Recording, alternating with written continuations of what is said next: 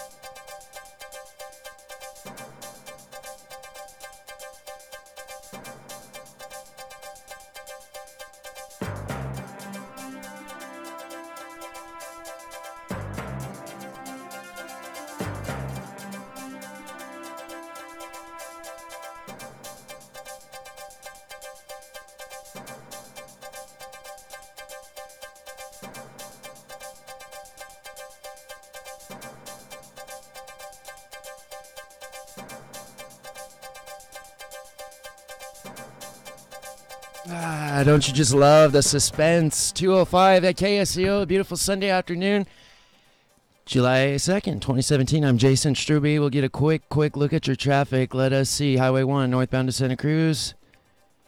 Below the limit at 41st. Southbound heating up as well. Not too shabby, though. You'll make it. 17 southbound heavy at Los Gatos. An accident there last hour in the southbound lane.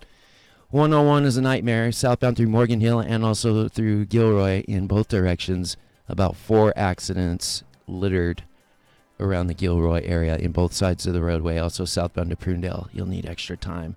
Moss Landing southbound heavy from Salinas Road. Otherwise, Highway 1, it's heavy at Seaside to Sand City. 68 clear. Other roadways clear. Your weather looks like we'll have a nice sunny afternoon. High near 70. Tomorrow about the same patchy drizzle overnight. Low near 56. 2:06 at KSCO. Time for Planet Watch with your hosts, Rachel Ann Goodman and Joe Jordan. This is KSCO.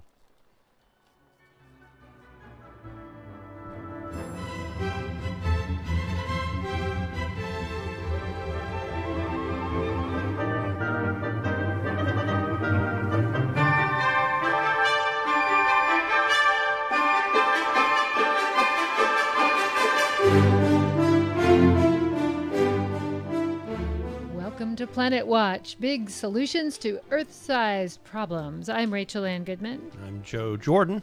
Today on the program, humans and bees. We have a long relationship with these small pollinators. 1/3 of the human diet comes from insect-pollinated plants, and the honeybee is responsible for some 85% of that pollination. Bottom line, if they're endangered, so are the crops that depend on them, and thus our food supply and possibly us. So if you like eating, apples, coffee, chocolate, anything, this show is for you. We'll be talking with UCSC researcher Marcela Salisantos about what she learned about humans' long relationship with bees and where that relationship is headed. Plus, science notes and phenomena from Joe Jordan. Please stay tuned. We have a news roundup for you first, and then we'll dive right into that interview. So let's start out with something from across the pond, as we often take a look at other countries and what they're doing so we can copy them, maybe if we're lucky. Cade Postelnik has a story for us. And these facts are from an article from The Guardian. Earlier this week, French President Emmanuel Macron visited the former California Governor Arnold Schwarzenegger and discussed plans for creating a new global pact that would grant average citizens the leverage to assure environmental justice. The president claims that the new pact will build on human rights legislation that would move environmental policy to a new stage after the Paris Accord. The details of Macron's new pact would be presented to the European Union as early as September. The French president president promised to halt all new exploration licenses for oil and gas. In order to swiftly accomplish this goal, Macron plans to streamline all decision-making regarding environmental policies. Macron's strategy also includes a hefty tax increase on diesel.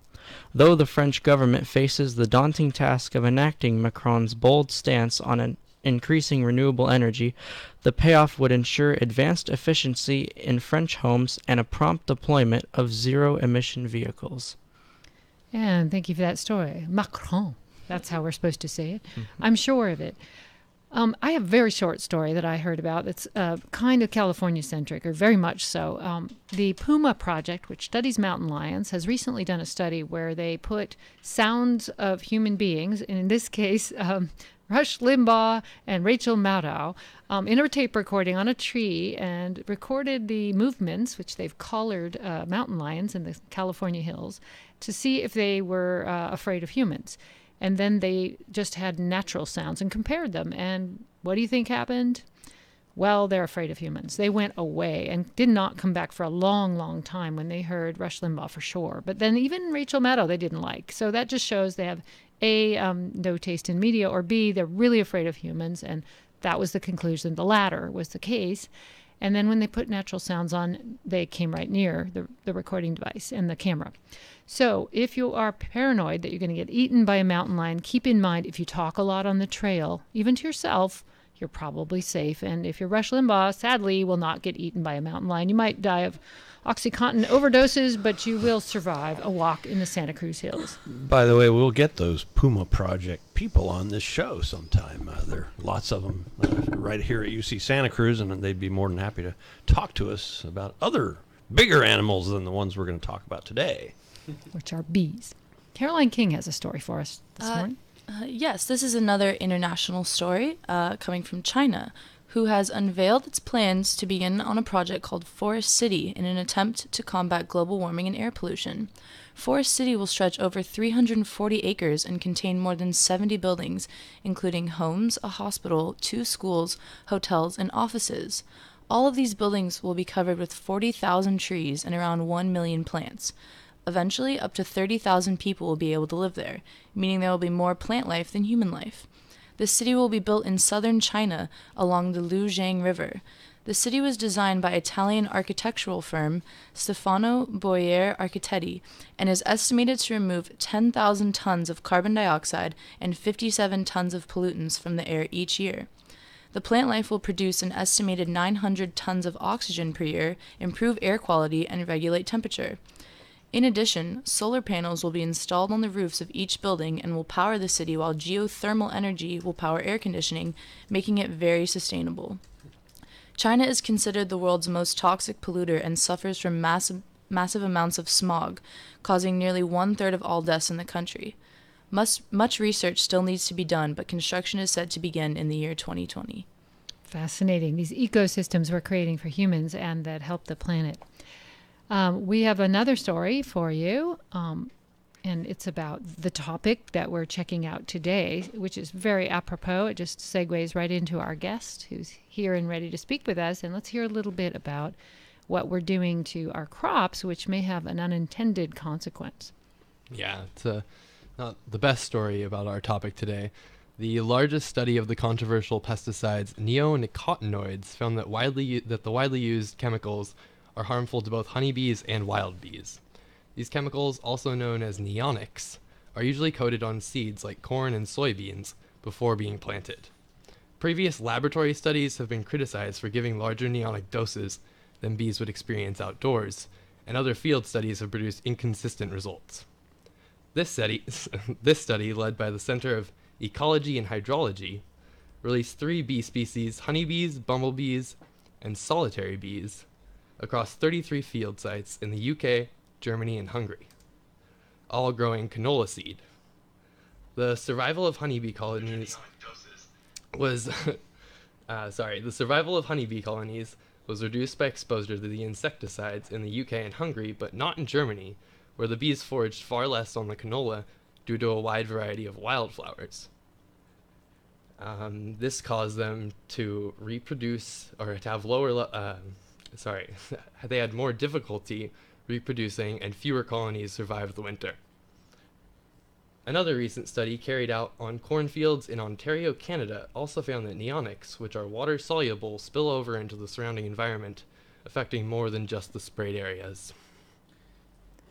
See, a little clarification on that last story. The ones in Germany that were feeding not just on canola, but on a whole greater variety of plants, including lots of wildflowers, they actually did better. They had lower rates of health problems because they had a more diverse diet. Yeah, well, that variety helps them to keep away from the concentration of the pesticides, I guess. And those are used here in California as well as around other major corn crops and soybean crops, especially the big monocrops in Kansas and the Midwest. And it's actually pronounced neonicotinoids or neonics.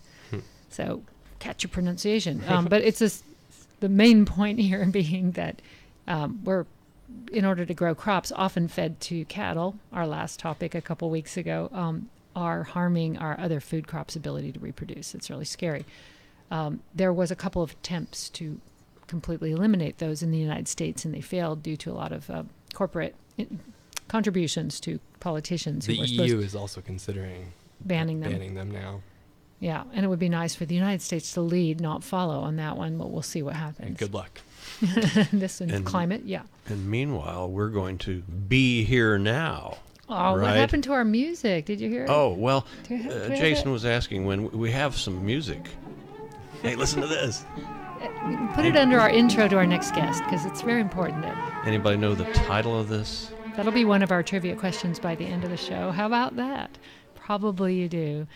All right. So thanks, Jason. Thank you. So we're really excited to have our guest with us today. Marcela Celis-Santos is our guest.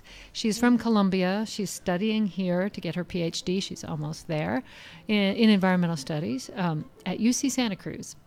And did you know that behind every cup of coffee, fruit salad, and chocolate bar, there are hundreds of pollinating insects that serve as links between forests, agroecosystems, and food, and a multitude of families harvesting the produce of their lands. Diversified small-scale tropical agroecosystems are considered to be important repositories for biocultural diversity that provide sustained services such as food.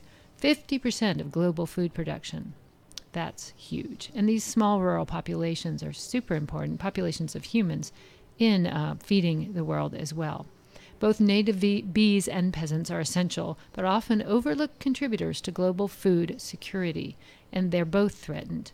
Marcela Celis-Santos is a biologist, and she's studying these interrelationships, and she's very much gracious to come down here on a Sunday. Thank you for being here.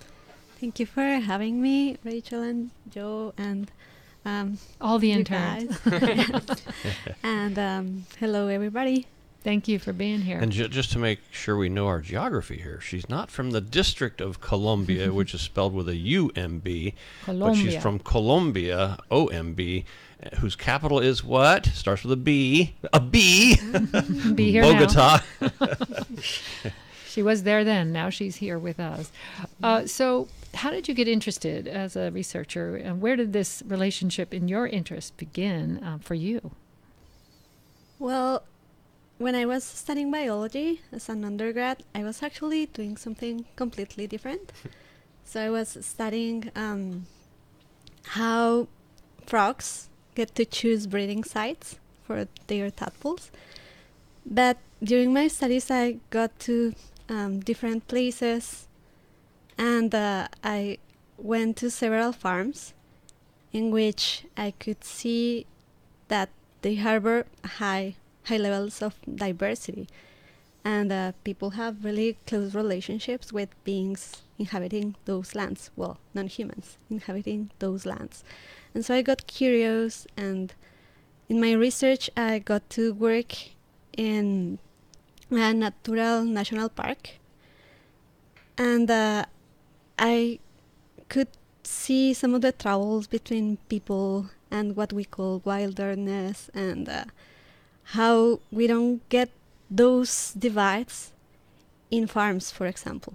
And so I got interested in agroecosystems. I came to the US in 2011 for this international short course in agroecology. And I really liked the campus and the focus and the strong research in agroecology that has been done at UC Santa Cruz. And so I came and yes, started my studies here. I was not super close to bees when I was deciding what to do my research in, but I did know that I wanted to approach what we call ecosystem services, all those ecological functions that help us humans to have the ways of living that we have. And with guidance of my advisors, I just got into bees, these super nice organisms with which we have a really close relationship with, and that also move at scales that are similar to the scales at which humans move. I'd like to learn more about what you mean by that. What do you mean by the scale is the same? It looks like they're buzzing so fast we can't even see their wings move, and they're dancing around with each other, and they're pollinating so fast. To me, when I see them, I have no idea what's going on when I watch. It's fascinating. They're getting pollen on their legs. Maybe she's talking about the distances that they travel or something. Could be, yeah. Both. Yeah, they're both. So let's get some bee facts out before we get into the relationship between our species, humans and bees. Give us some pointers. We heard that they're responsible for a large number of the foods we eat. Can we reiterate that number for us? Is that right? Did I hear 85%? Is that correct? Yeah, well, they contribute to the pollination of most flowering plants, from about 85% of flowering plant species. And just some of those flowering plant species are edible to us humans. And so we think that about 70% of those plants are pollinated by bees. And we also have other animal pollinators. And in terms of volume, we would be talking about 35% of the total food production. That's considerable. World. We can't just suddenly drop 30% of our food supply. We would have major famines. That's 30. That's a third. And something else is that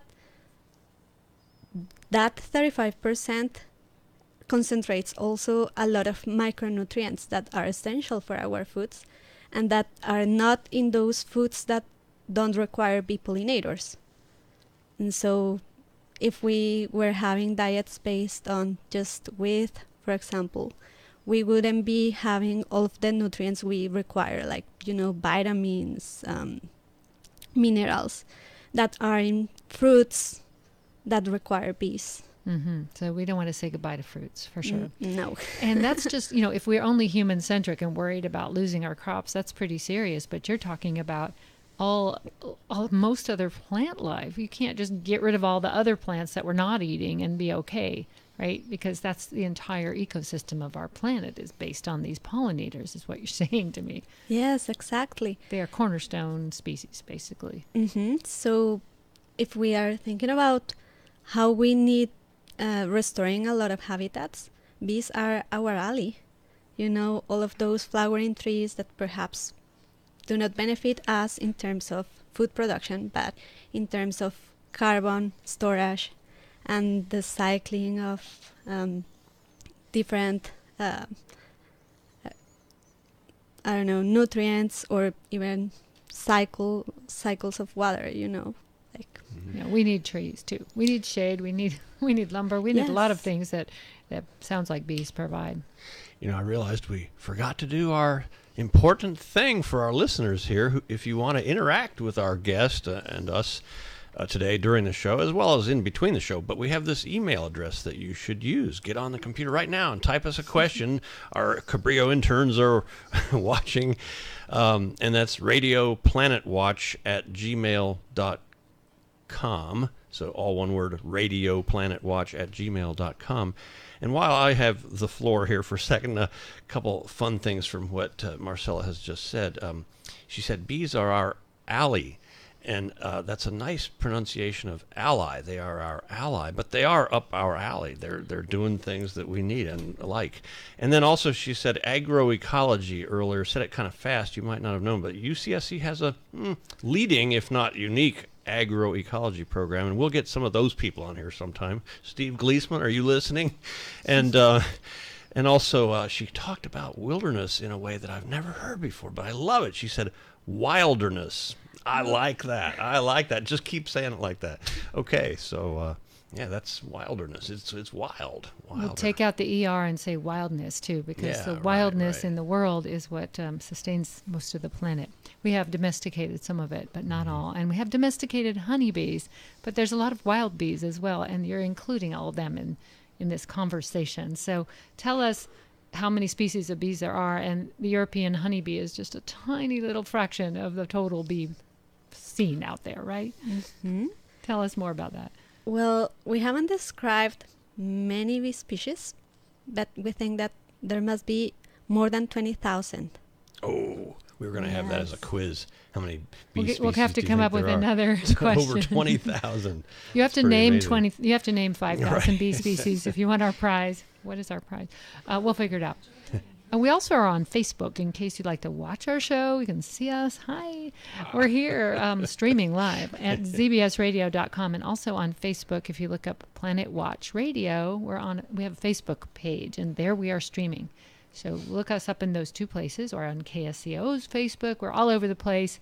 If you want to watch radio, it's just us sitting in a studio, but then you can see what we look like. And you can also see the beach right outside our studio there. A bird just flew by, and the waves are coming in. They might like the beach better than our beautiful faces. I don't know. But there maybe a bee will fly by. So back to our topic. So there's this long relationship between humans and bees, and we talked about one of the close relationships, which is crops. Do you know how long that goes back, and how did we even domesticate them? They're usually living in trees and hollow logs and stuff, right? How did we get them to live in boxes and give us honey and stuff? Well, I think that even before we became humans, we were hunting honeybees, or social bees. And there's information about how people in the Anatolian Peninsula, they were already keeping human-made hives in like industrial amounts. And How long ago are we talking? I don't remember the exact time, but it would be more than 20,000 years ago. We were industrially farming honey and bees 20,000 years ago. That's shocking. Yes. I'm just stunned by that. Yeah. Humans are really smart. Maybe too smart for our own good. There's some ruins in Central America, in the Mayan area, the rainforest, and I remember doing a little tour, and they showed us a place where a whole bunch of honey is still there. And, by the way, they say honey is the one food that never spoils. 20,000-year-old honey, you can still eat it. It's like that Volkswagen in the movie Sleeper, that Woody Allen's movie. You get in this cave, there's this Volkswagen that's been there 20,000 years or whatever, and he turns the key and it starts right up. Same thing with this honey. But anyway, amazing. Yes. Yeah, but actually the honey that might be in those places it's not made by the the Apis honeybee, but by stingless bees that were the native ones in Mexico and Latin America and other parts of the tropics.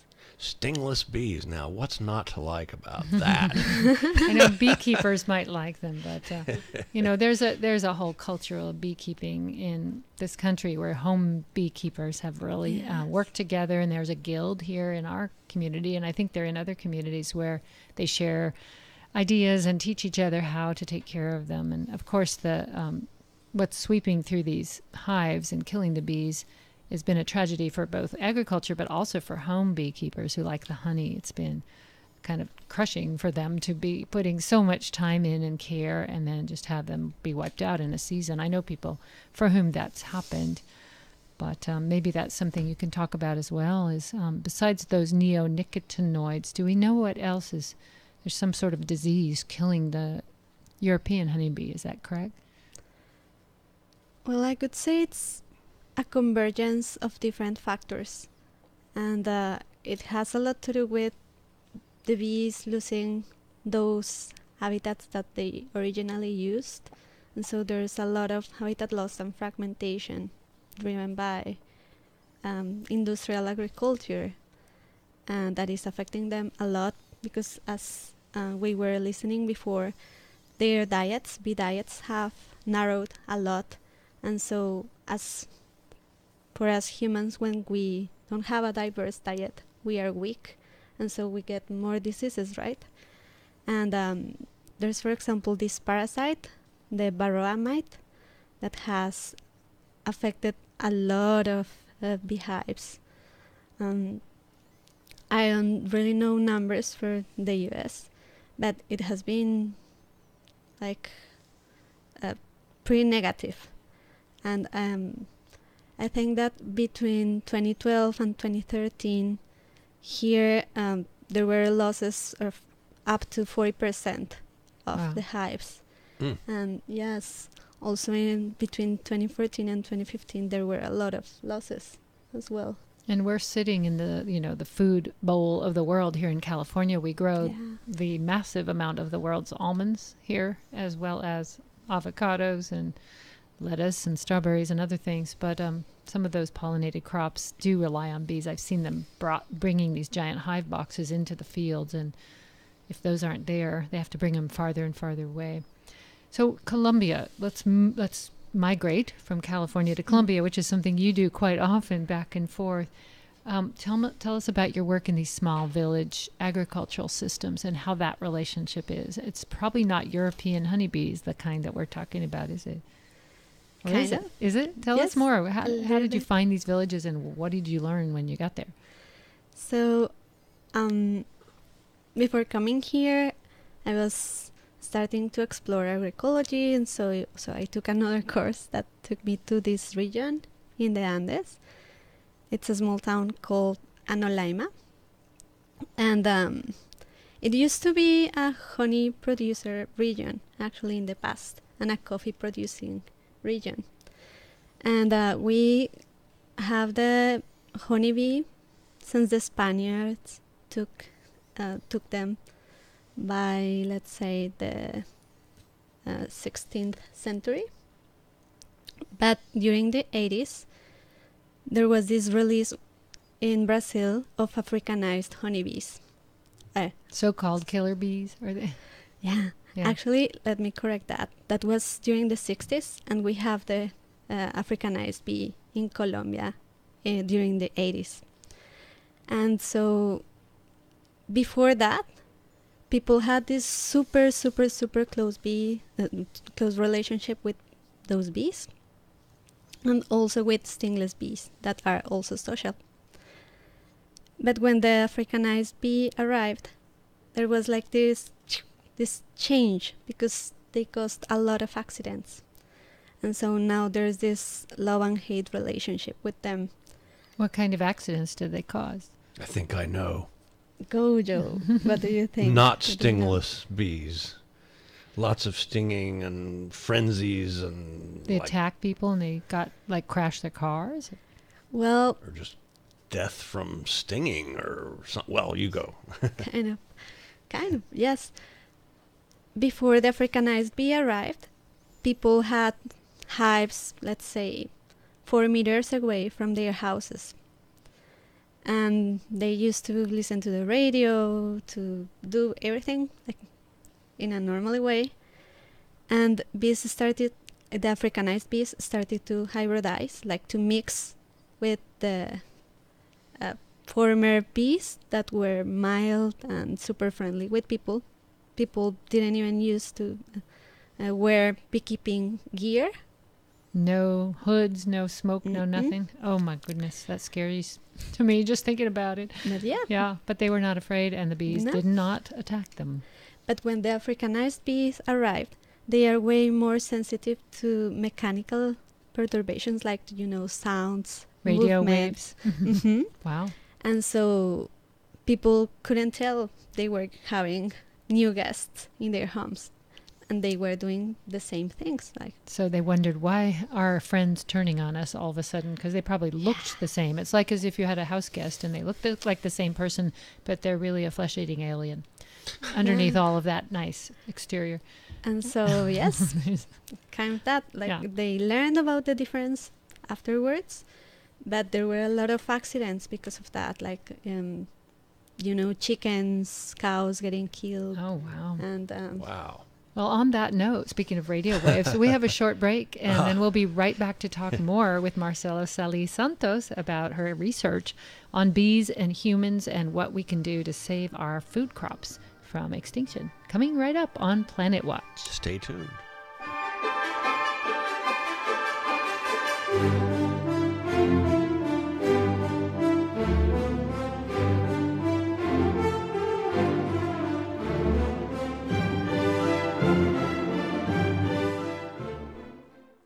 I'm Matt Thompson, Santa Cruz resident and project manager for Day One Solar.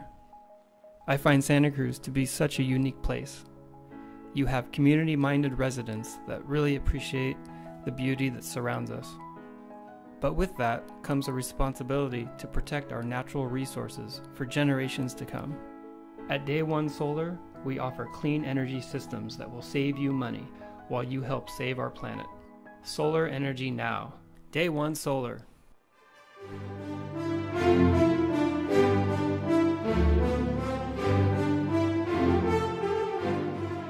And we're back. Welcome to Planet Watch. I'm Rachel Ann Goodman, along with Joe Jordan, and we're in the studio with Marcela Salis Santos. She is a researcher from the University of California, Santa Cruz, and she's studying our relationship with bees and how important they are. And I believe our intern, Cade Postelnik, had a question. And let me just turn up his mic. Let's give out that email one more time, by the way. And remind people, you can comment right on our live feed on Facebook if you like. So go check that out. That's Planet Watch Radio on Facebook. Sorry. Okay. And go, you want to give out and the the email is radioplanetwatch@gmail.com. Yeah. So you can go right on Facebook, or you can email us with your questions. You have a little bit more than, over 10 minutes. So get your questions in now. Cade, you have one? Yeah, so you mentioned in a previous comment that bees provide micronutrients when they pollinate the plants. And as everyone knows, you mentioned that the bee population, they lost about 40% of the hives, and everyone, including people who have watched the TV show Black Mirror, is starting to pose the question of should we replace these lost bees with mechanical bees? But I would like to know, my question is, how exactly do they provide those micronutrients, something that obviously a mechanical bee couldn't do? well, bees help plants to reproduce. And so it's more about what happens with the plants. So bees transport pollen from one flower to the other from the same plant species. And then the plant produces the fruit. And the thing is that many crops for which bee pollination is essential, are important sources, for example, of vitamin A, squash, for example. And there are many other crops for which bees are essential. They really require bees to produce the fruits. So it's more the plants themselves, Yeah. not the bees doing that. It just happens to be that the bee-pollinated plants happen to be the ones with the highest natural micronutrients for our bodies. Yeah. Good But yes, call, that though. is a Good question. And so we were talking about your work in Colombia with these various small communities and their relationship. And that relationship, you said, changed when Africanized or killer bees came in. What did they do in response? I mean, we often, when we see fire ants, we'll just douse them with chemicals and put them on fire, anything we can do to get rid of them. Obviously, this was still part of their livelihood, and the Africanized, hybridized bees were still producing honey, but they were also killing people and animals. So how did they change their relationship? Did they stop making honey and just give it up, or did they put on heavy suits and armor, or what? What did they do? both, kind of. So many people abandoned honeybees. Yeah, They were done. yes, because in the past they used to keep about 200 beehives, And so with these Africanized bees, it was not viable for them anymore. But those beekeepers who were willing to keep working with the bees, they were really in love with them. They learned how to manage them. And so, they engaged in using beekeeping gear and in putting them, like the beehives, in places that were far from human houses and in more conserved areas, forests. And So it's not really these bees are mean. They just get disturbed more easily by very sensitive things like radio waves or, I don't know, humans just nudging their hive or something. But if you respect them and learn about them, maybe you could still get honey out of them, right? Is that what you're saying? Yes. Interesting. Exactly. Okay. And I got a question. One of my favorite things, I have a couple friends who we interviewed on this show a few weeks ago, Andy and Mary. Remember the people who have been leading the fight against fracking in San Benito and Monterey counties? They used to keep bees at their place down in Aromas, and they had their beekeeping gear. But one of the things I learned from them was that you have to smoke them down. You have a bellows and you puff smoke on them, and that calms them down. And I'm kind of wondering why or how does that work? And does that work with the Africanized bees too? Yes, it does work, but it depends on what you use to produce the smoke.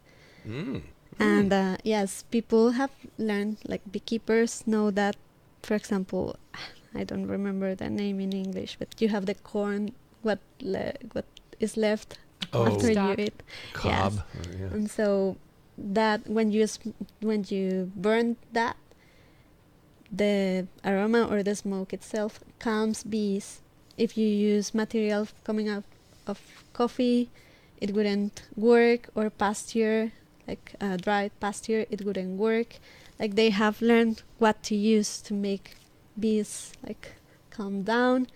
And what bees do is that they eat all of the honey that they are storing, and they are like too focused on doing that that they won't go and try to attack you. You're sure they're not using marijuana? Yeah, it makes them hungry. It gives them the munchies. They go after That's why honey. they're so relaxed. I think I'm part bee because if I stand in the smoke of a campfire, I feel calm and good. It kind of calms me down. Maybe you are part B. You just didn't know it.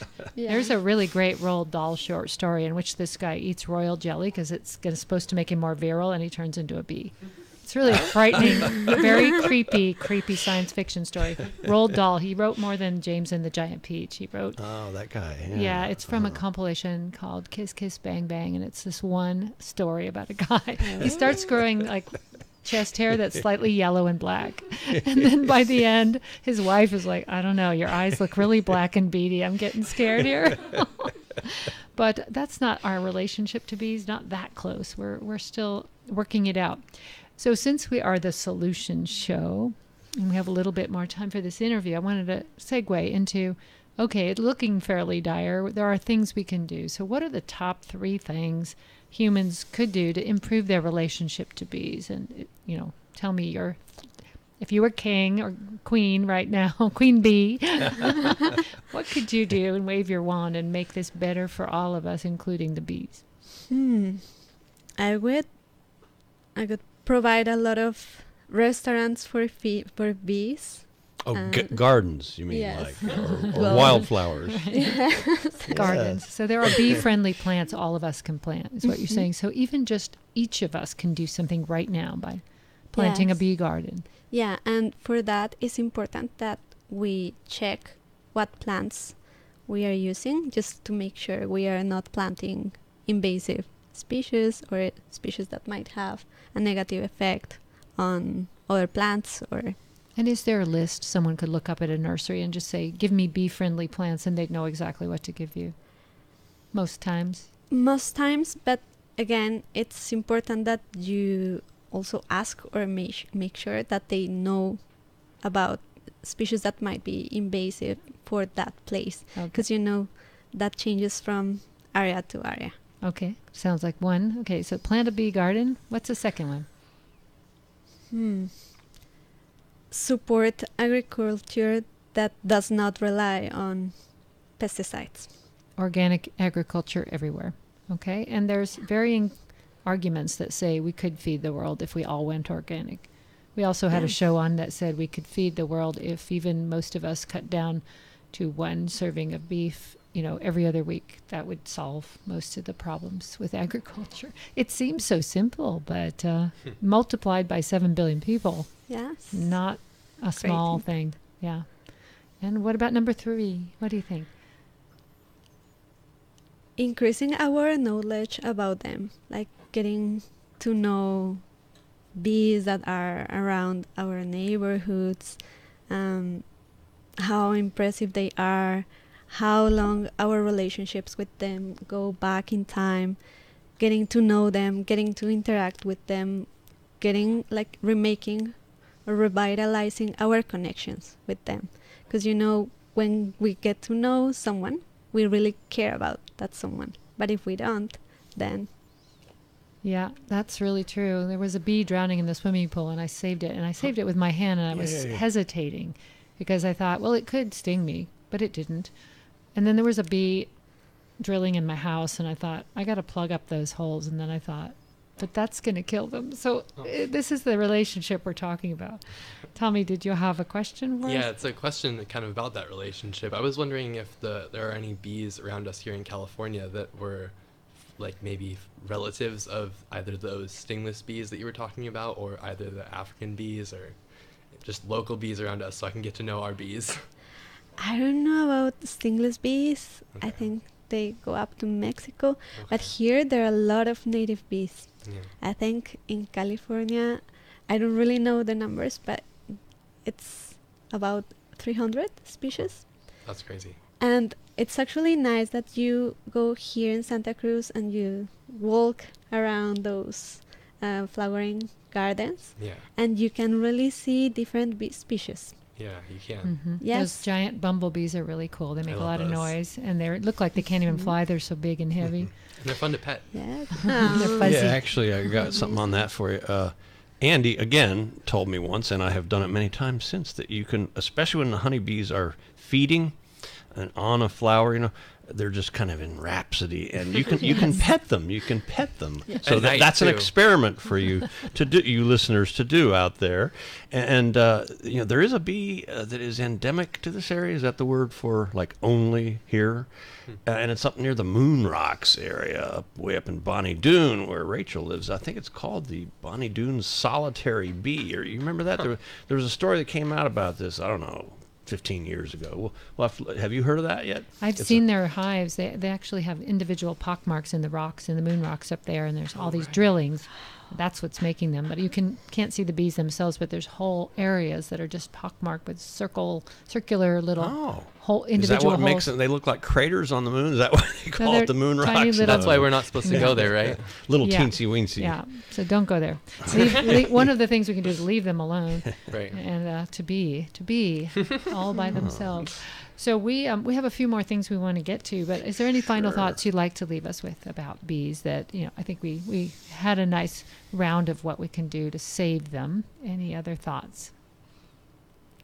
I could say, well, we can do a lot of things to get to love them more, I mean, it might sound romantic, but love is an answer for everything. Love solves all. Well, just hearing you talk about them has made me love them more. Yeah, and just education is the key to all these things. The more you know about things, the more you love them anyway. And that's what makes the world goes around. And approaching something with curiosity instead of fear, because most of us as children, if we get stung, the rest of the story is kind of written about fear.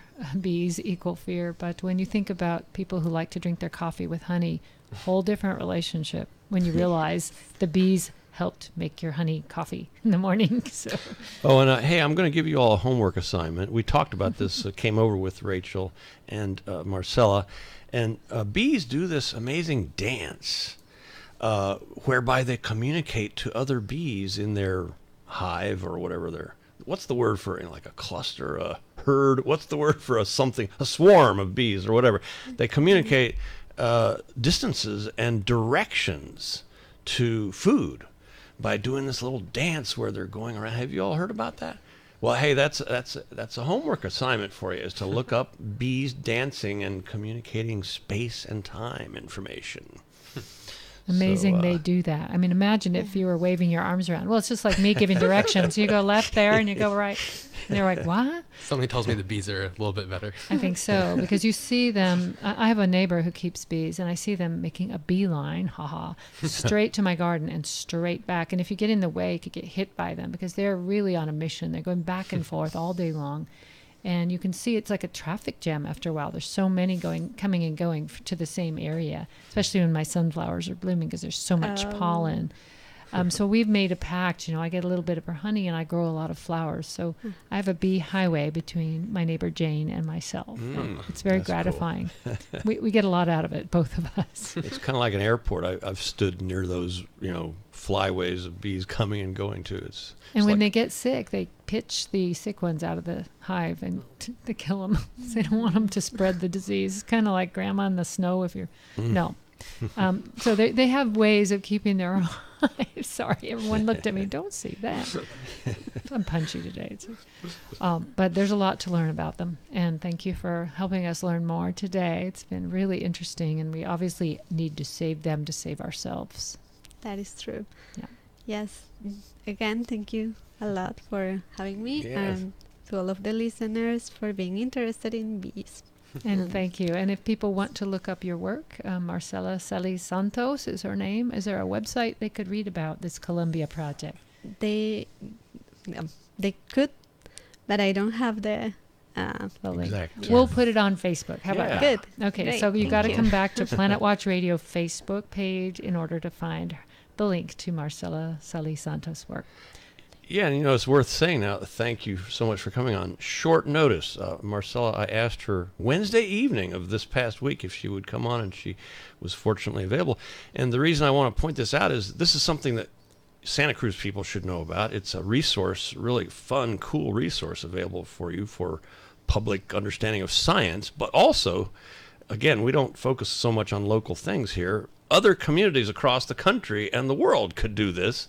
It's a once a month science evening at a restaurant called the Crepe Place is here, and they have it in the back room where you can have a beer or wine and have some food, and so they call it Science on Tap. And it's put on by UCSC Women in Science and Engineering. That's WISE, like wise. But those are our local particulars. But hey, in your community, you could do a monthly Science on Tap kind of evening where you have some local person, or maybe not even all that local. But here we have a lot of talent from various educational institutions around and beyond. So anyway, Marcela gave the talk this past Wednesday, and I thought, hey, wow, this will be a great guest for our show. And she was a little nervous, but she did great, right? Yeah. And she had fun and enjoyed it. So thanks again. And we may have other participants from the Women in Science Oh, yeah. series come back on, because I'm a Sure. big believer that there's so much to be learned in the world, and women bring sometimes a different type of curiosity to a project. You never know. The way our brains work might be slightly different, and the way the research questions get posed, the way we talk to the participants in a study might be slightly different. So I think that diversity of thought and creativity is what they're celebrating in that series, and what we want to celebrate here too as well, that intellectual curiosity that you bring to the work. So Yeah, I agree. yeah, Diversity. and there aren't as many women in science as there should be. So having a role model for people coming up, thinking about a science career, when they're listening, they're thinking, I could do that. If she can do that, I could do that possibly. They see themselves in you, and then they think they could do that career. So it's really important to stand up and make these public appearances, because then other people listening will get the idea it's not just a male occupation. Yeah, and the series is organized by women at UC Santa Cruz, largely graduate students. But it's not, by the way, limited just to women speakers. We've actually had a few men who gave those talks, and they were very interesting also, but mostly women. Hey, it's kind of a segue from here to the last segment, which you're welcome to join us for. I kind of call it the oddball stuff. There's all sorts of interesting little things, but one of these days we're going to talk about the ozone layer. just because science saved that and people have forgotten. You do not hear about that anymore. I was very involved in the research on that at NASA Ames, but there's a connection to Marcella's stuff here about bees, because bees are sensitive to the ultraviolet, invisible part of the spectrum, at literally the other end of the spectrum from the infrared, also invisible to human eyes. And we hear about infrared in connection with global warming and the greenhouse effect and trapping of infrared radiation and all that. But ultraviolet, high energy, shortwave, high frequency waves or particles, photons of light. Bees can see those to some degree, maybe not far deep ultraviolet, but anyway, I have seen renderings, visual renderings of what a flower that to us just looks like kind of a dull, bland, white, very pretty but white petal. A bee has all these wild paisley patterns and things because it is seeing stuff that reflects ultraviolet light.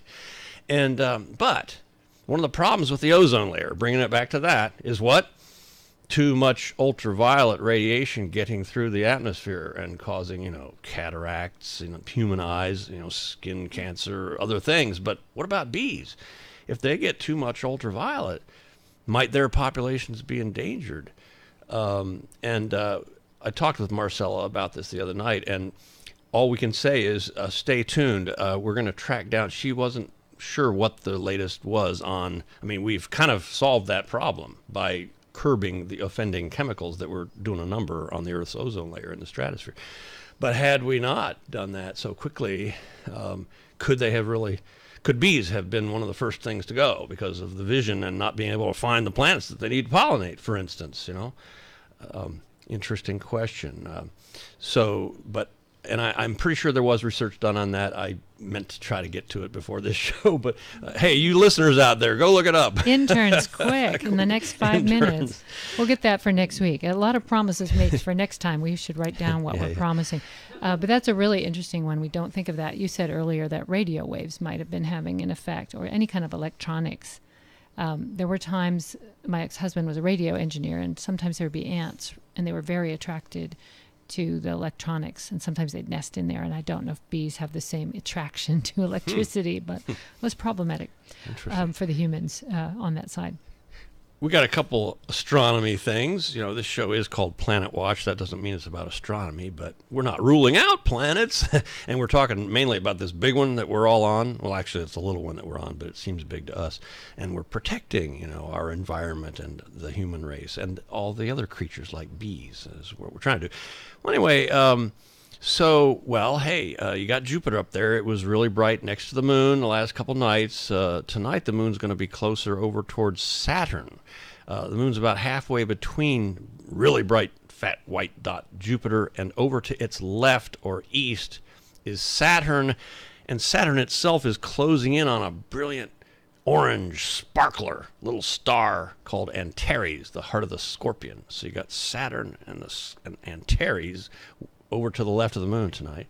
Now the moon, we've talked about how it is going to eclipse the sun totally up north of here, going all the way across the country on August 21st, which is a Monday in the morning. You have to go there and see that for reasons I've already talked about, but we'll talk more about it in the coming weeks. But when there's a solar eclipse, that means there's also a couple weeks before or after a lunar eclipse, where the sun and the moon are kind of all lined up with the Earth just right. And so for a while. So it turns out, like August 7th and 8th, somewhere in there, depending on your time zone, part of the moon will be bitten off by the shadow of the Earth. It's not a total eclipse of the moon, but a partial eclipse where you can actually see the dark shadow of the Earth on the moon. It's called the umbra. And it looked like from the picture I just saw while I was driving over here, somebody showed me a cell phone with a picture on the web, and it looked like maybe 10 or 12% of the visible part of the moon was cut out. Speaking of which, okay, here is a true-false question for you. Now, this might be kind of easy given what we just talked about, but true or false, half of the moon is always lit by the sun? All right, we're going to go around the room. Just guess. You can only be 50% chance of being right. Well, and it's only 50% on the moon. I guess I'll go with true. Even though you have these phases like, crescent moon, full moon, gibbous moon, where it's more than half, but not, is half the moon always lit? I'm just trying to confuse you. No, you're doing a good job. And Cade's going to go with false. Caroline? I was going to say false too, but then you said the phases of the moon, and I'm trying to think if they're appear differently depending on where you are on the Earth, but I don't really know. You're right there. So, even with all those different phases, half of the moon is still lit. It's just that we're seeing different amounts of that half. Now, there is one exception, which I've just been talking about. During a total eclipse or a partial eclipse of the moon, during an eclipse of the moon, then the half that would normally be lit by the sun is being shaded by the Earth. That's pretty rare. Other than during the eclipses, though, half of the moon is always lit. And there's another question whose answer is half, but I think I'm going to save that for next time. There's a big old hook coming. Because the cane. And this is Gustav Holst's The Planets, the Jupiter track, which is our theme music. And thanks again to Marcella and our Cabrillo interns and Rachel and all of you listeners. And keep an eye on the sky. And this has been Planet Watch Radio. I'm Rachel Ann Goodman. Thanks for listening, and special thanks to our engineer, Jason. We also thank KSCO Radio in Santa Cruz, California, and our interns, Caroline King, Cade Pastelnik, and Tommy Martin. We'll be back with you again next week with another fascinating show, so stay tuned and check us out on Facebook.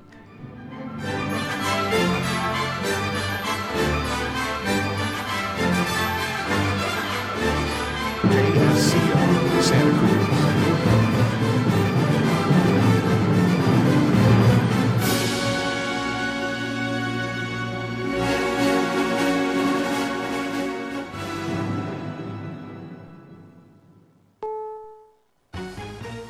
CBS News, I'm Pam Coulter. Well, a spokeswoman says President Trump has in no way ever promoted or encouraged violence. Some say his latest tweet proves otherwise. It's a mock video that shows Mr. Trump taking down a man whose face is covered by the CNN logo. On ABC Homeland Security Advisor Thomas Bossert said it's what the president's supporters like about him. He's a genuine president expressing himself genuinely, and to be honest, I think that's why he was elected. He's the most genuine person, and the people that see politicians and then see him find him to be someone that they can understand and relate to. Political analyst Greg Valliere on the potential impact of the tweet. For the financial markets, they know that health reform is in some trouble. The markets really care about tax reform. And if he keeps tweeting and losing support among Republicans and tax reform starts to look less likely, that's not a good story for the markets. 6 adults were killed when their Cessna crashed in northern Wisconsin yesterday. Price County Sheriff Brian Schmidt says the plane was traveling from Chicago to Canada for a fishing trip. Fortunate to have someone with a helicopter, and we were able to locate the passenger compartment of an airplane. Federal investigators say there was an exchange between the pilot and air traffic control about a weather issue before the plane dropped off radar. A Pennsylvania man is being held without bail in the road rage incident that ended with the shooting death of a recent high school graduate. KYW's Justin Udu. Police in Chester County, Pennsylvania have arrested 28-year-old David Desper for the road rage shooting incident, which happened last Wednesday and left 18-year-old Bianca Roberson dead. Chester County District Attorney Tom Hogan says early Sunday morning, Desper, alongside his attorney, turned himself into police. Placed under arrest for first-degree murder, third-degree murder, possession of the instrument of crime, recklessly endangering other people. He has been arraigned. There is no bail. This is a first-degree murder case. Hogan says they have the vehicle Desper was driving at the time of the incident, as well as the gun he used during the shooting. Justin Udo, CBS News, Philadelphia. President Trump is cajoling and maybe twisting arms in hopes of getting the GOP health care bill approved by the Senate. But CBS's John Dickerson says the horse trading is risky business. The more you give to moderates, the more you lose conservatives, and vice versa. This has been the bedevilment of health care reform for Republicans in both the House and the Senate. I'm not sure how they get to yes. I think the best possible way would be Mitch McConnell using his considerable talents, but he's got a very, very tiny margin there. He can only lose 2 Republican votes, and as I say, 6 have already said they're not for it. Authorities in Birmingham, Alabama say they recovered firearms during the arrest of a rapper whose Little Rock concert was the scene of a shooting that left more than 24 people injured. Ricky Hampton, also known as Finesse 2 Times, was arrested on charges unrelated to the shooting. This is CBS News. I'm Scott Tannen, founder of Boll & Branch, where you can get the world's most comfortable sheets for less than half of what you'd pay in the store. Our sheets are made from 100% organic cotton and get softer over time. Even 3 U.S. presidents have Boll & Branch sheets. Try them for 30 nights. If you don't love them, send them back for a full refund. Go to bollandbranch.com today for $50 off your first set of sheets, plus free shipping with promo code SLEEP. Spelled B-O-L-L and branch.com. That's bollandbranch.com, promo code SLEEP. I met someone. You hear it a lot from people on Match because more people have met their someone on Match than on any other dating app. Everyone wants to find that meaningful connection, and Match is not only #1 in first, but second dates too. Now here's a free offer for our listeners. Go to match.com/try for 7 days free. That's 7 days completely free to search, view photos, and connect. This free offer is found at match.com/try. That's match.com/try. Match.com/try. In Japan, some people check in but can never check out. With Japanese society aging quickly and deaths per year climbing, crematoriums can't keep up with the demand. So hotels have been opening with rooms and beds for grieving relatives and rooms across the hall where the corpses rest. Many have small altars and climate-controlled coffins with transparent lids. With a general 3 p.m. checkout time for both the living and the dead, small, inexpensive wakes and services are often held at the hotels as well. An official at the Japan Society of Environmental Crematories expects the demand for cremation to increase until baby boomers disappear, and along with it, the demand for corpse hotels. Deborah Rodriguez, CBS News. There are doubtless some disappointed Adele fans out there. The singer has canceled the last 2 of her sold-out shows of her world tour because she damaged her vocal cords. A throat doctor advised her not to perform the London shows. Pam Coulter, CBS News.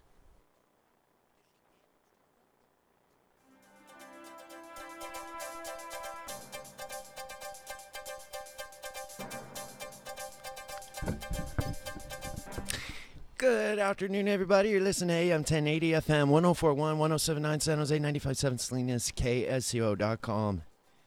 AM 1340, KOMY La Selva Beach. And check out the archive, zbsradio.com. All the shows, all of them. 305, let's check quickly on the traffic. Highway 1 northbound to Santa Cruz looks like a pretty clean ride. You'll have to tap the brakes a bit there at 41st, but nothing major at all. Great time to head out to the beach. Southbound speeds 5 miles an hour approaching 41st, but you'll get through it. Moss Landing a little bit heavy between Salinas Road and the harbor, 5 miles an hour there. Again, up the road at CSUMB, Fort Ord to Sand City. You'll be back to just past the 218. 70 degrees right now in Santa Cruz, and it's 3:06. Time for Dick Scapatoni's Oldies America on KSCO.